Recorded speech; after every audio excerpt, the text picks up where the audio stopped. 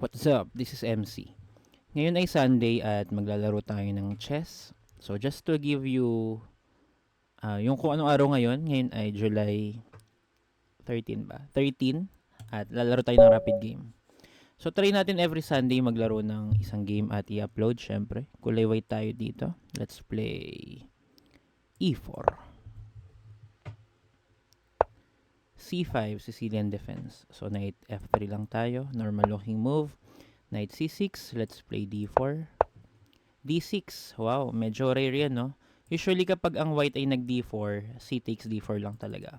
Pero nag D6 siya, it's a bad move or not totally bad but not the most popular one. Take tayo sa C5. May Queen A5 check siya pero I don't think it's a good option. Kasi magka-cover lang tayo ng knight. So nag-D takes C5 din siya. Sige, Queen trade tayo. Queen takes Queen.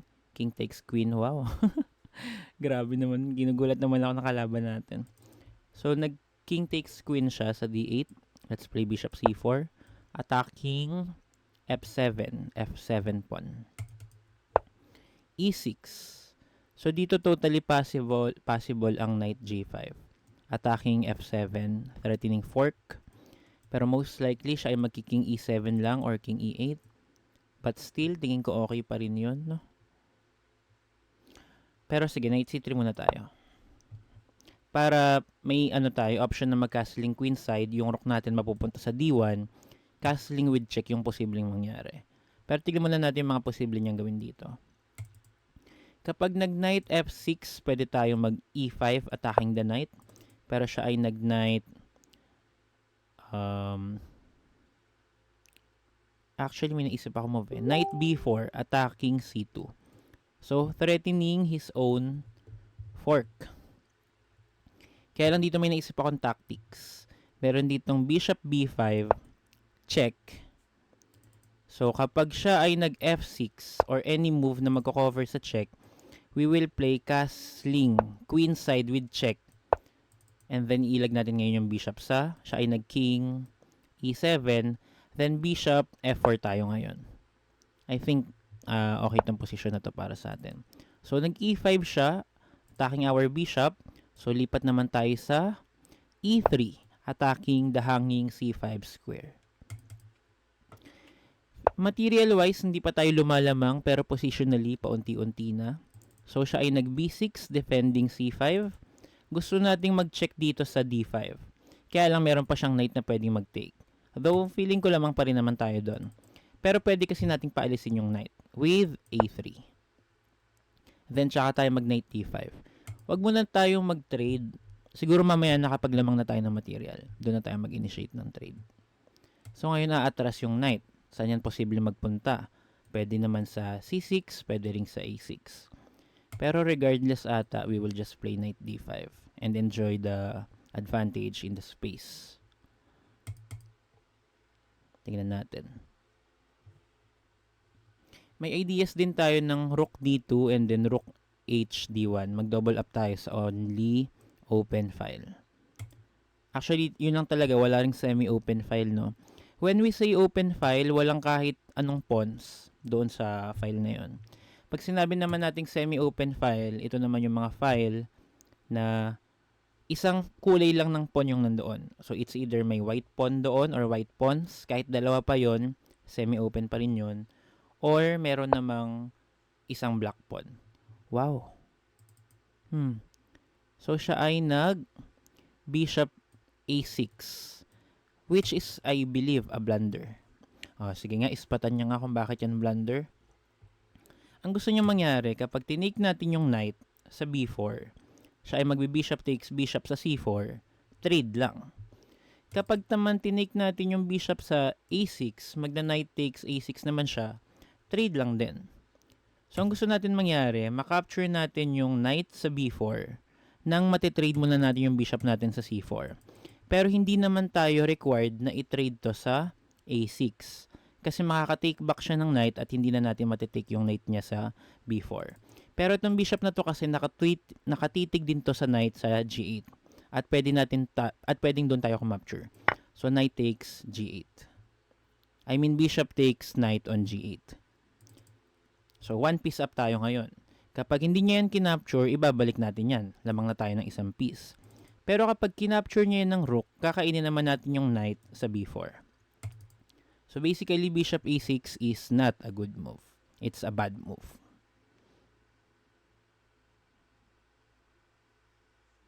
Medyo surprising to sa gantong level kasi medyo naiwasan na yung mga ganitong way of losing material. So, nag-rook takes bishop siya. A takes b4 tayo. So, material advantage na. And after c takes b4, meron naman tayong, hindi niya tinake, no? Siyempre, makes sense naman yun. Siya ay nag-king f7. So, pwede na tayo mag-take sa c5. Wait lang Isipin muna natin. Or pwede rin chumek tayo dito sa d7. Pag chumek tayo sa d7, tatabihan niya yung king natin. Which may not be, yung rook natin. Tas double up. Parang maganda rin oo nga, no? Parang maganda rin mag b5. Sige nga, b5 tayo. Kasi bawal siyang mag bishop b7, meron tayong rook d7, forking the king and the bishop. So only good move niya ay bishop to c8. At doon naman magro-rook d8 naman tayo, pinning the bishop to the king. So sige, I think it's a good idea.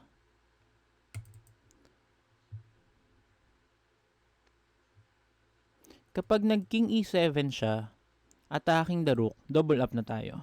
Rook hd1. Pero nag-bishop e7 siya, so trade tayo ng rooks. Trade sa g8. And then, I believe pwede na tayong mag-knight d5 dito. Sige, let's play knight d5.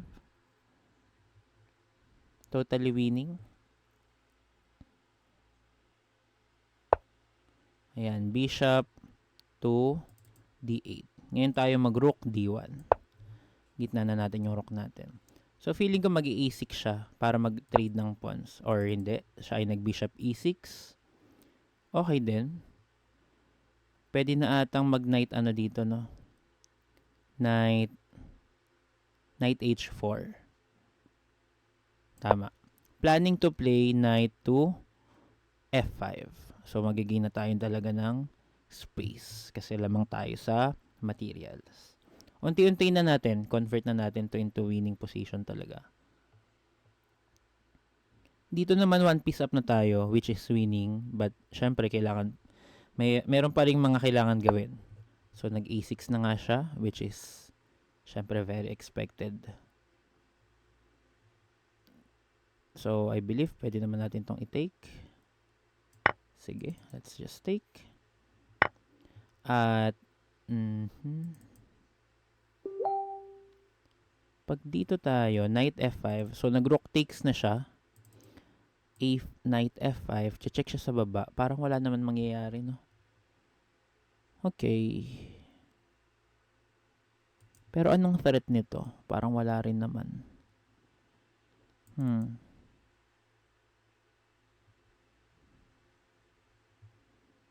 Sige, let's just play c4 para maging ng space. May check siya sa e1 pero wala namang mangyayari dyan. Makaka-check lang siya. Ayun, yun lang talaga. Check lang talaga.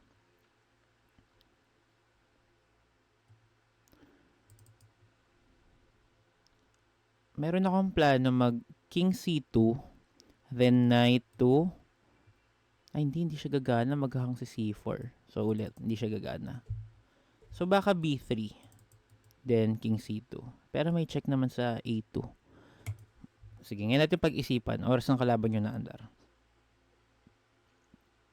Meron kasing ideas ng hanging yung kanyang bishop sa d8. So, siya ay nag-rook to a4. Pressuring c4. So, I believe pwede tayong mag-b3. Attacking the rook.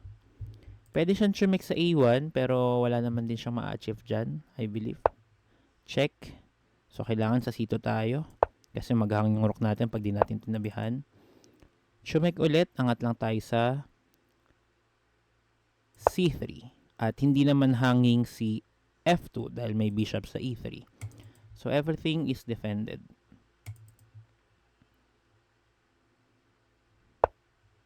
Siya ay nag F5, attacking our hanging knight on H4. Pero pwede tayong mag-take sa F5. So, knight takes F5 tayo.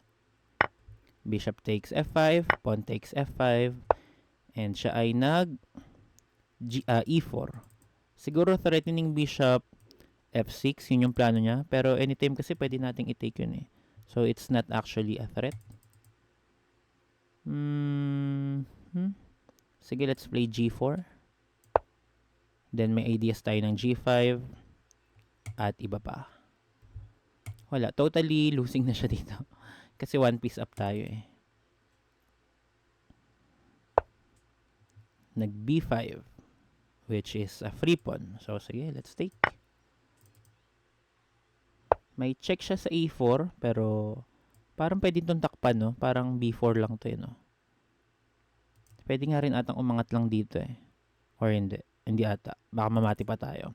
So, let's play B4 para hindi tayo mamati.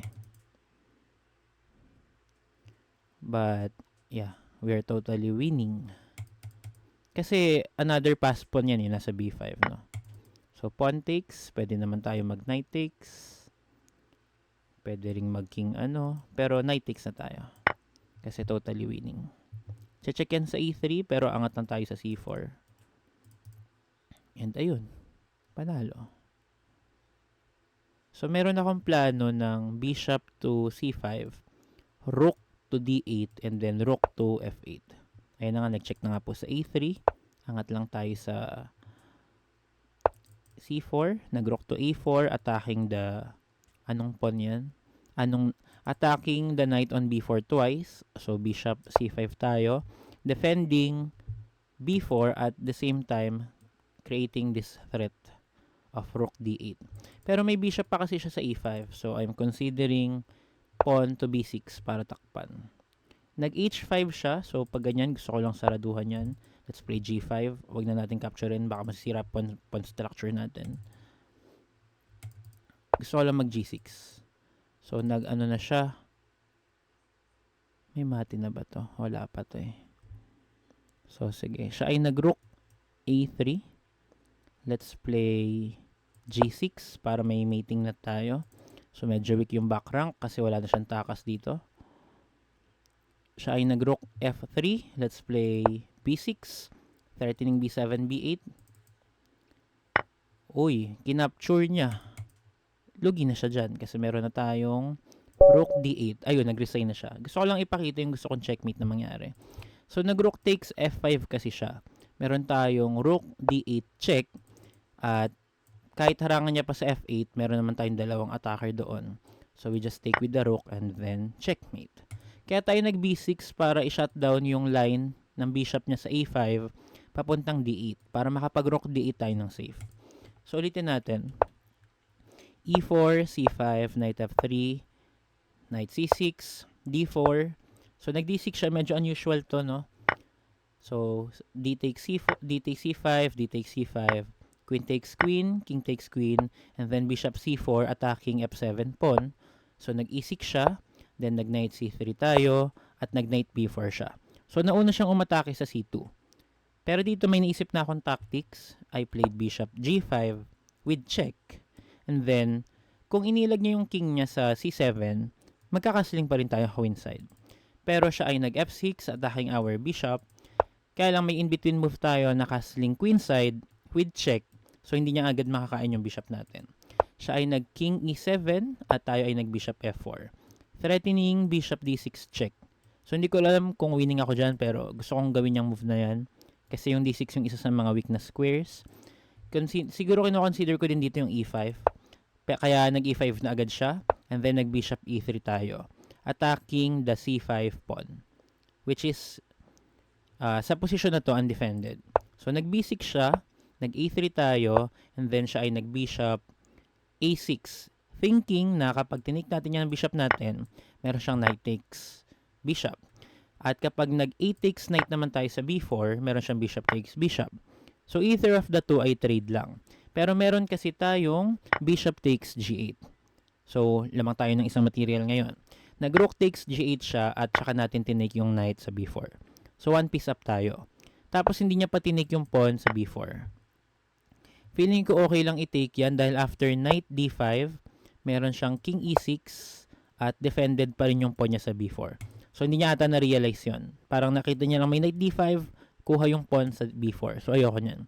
Kaya ang ginawa niya ay nag-king to f7. Tama, king to f7. So nag-b5 na tayo. Gaining space, attacking the bishop on a6. So dito hindi pwede mag-bishop b7 dahil merong rook d7. Kuha natin yung kanyang isa pang bishop. Or yung isang bishop niya. So siya ay nag-bishop c8 at nag-rook d8 na tayo. Take note na kapag lamang na kayo, ang goal nyo na ay simplification. Huwag na kayong mag-impan ng kung ano pa. Trade lang ng trade. So dito, rook d8, ang aim ko niyan mag-trade. Kasi kung hindi siya magte-trade, paralisado yung kanyang posisyon. So either of the two rooks, kailangan niyang i-trade. Pero hindi niya pwedeng i-offer yung trade ng rook sa e8. Dahil again, kapag nag-bishop b7, we have this idea of rook d7 fork. So kailangan niyang yung isang rook yung i-trade. Kaya siya nag-bishop e7. So ako naman yun yung goal ko. E di rook takes rook, king takes rook, medyo nalalayo rin yung king niya sa center. Another achievement yon kasi kapag endgame, the king must be active. So kailangan maging passive yung king ng kalaban. Yun yung goal natin. At medyo na-achieve natin siya, no, kasi napupunta ulit siya sa g8 para na siya nag-castling dyan. So knight d5 attacking the loose knight on e7. Kaya nag-bishop d8 siya. And then nag-rook d1 na tayo. So dito nag-bishop bishop e6, pero kung magte-trade kasi siya dyan, pabor sa atin magkakaroon tayo ng passed pawn, di ba? So nag-knight h4 tayo. Gusto natin siya yung mag-take dyan. Siya ay nag-a6. Gusto niyang ma-open yung a-file para kahit papaano meron siya magawa. Tinake natin, nag-rook takes, and then we played c4. Pinapalakas lang natin lalo yung d5. So dito nag-rook a4 siya, pressuring c4, pero b3 lang, okay na tayo. And then nag-rook a1 check, wala rin naman mangyayari dyan. King c2. Huwag nyo lang kalimutan na bantayan yung rook nyo sa d1. Baka mag-ano kayo dyan, king b2. Yari talaga. So king c2, rook a2 check, king c3, f5. So ina-atake yung knight natin sa h4 na hanging. So yun yung ipang-capture natin sa f5. Nag-bishop takes sa f5, pawn takes f5, and then a4. Na hindi ko rin magets, no? Gusto niya lang bang talaga, ma-open tong line ng bishop niya sa f6. So nag-g4 na tayo, and then siya ay nag-b5. Ito medyo may sense, pero pag kinalculate mo, wala rin talaga. So tinake lang natin, nag-check siya sa a5, nag-b4 lang tayo. Huwag kayong magkiking to c4. Kasi baka mabawian pa kayo ng pyesa. Meron siyang rook c2 dyan, check. Wala tayong ibang legal move, kailangan iharang yung knight. So may rook takes knight, and then dito na tayo sa d5. Makukuha niya pa to. So, baka winning pa rin tayo, pero pwede naman nating iwasan yan, di ba? Mag b4 na agad para wala nang pamigay na natin yung pawn. Kesa naman yung knight yung pamigay natin.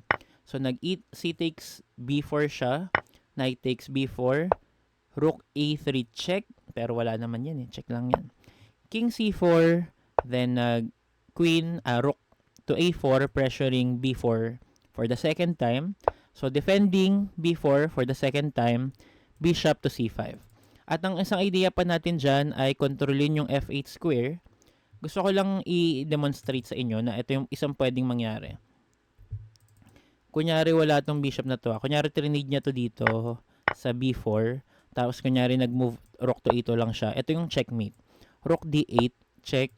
Then king f7, rook f8. Guarded by the bishop. So bawal siya sa f6 kasi control pa rin yun ng rook natin.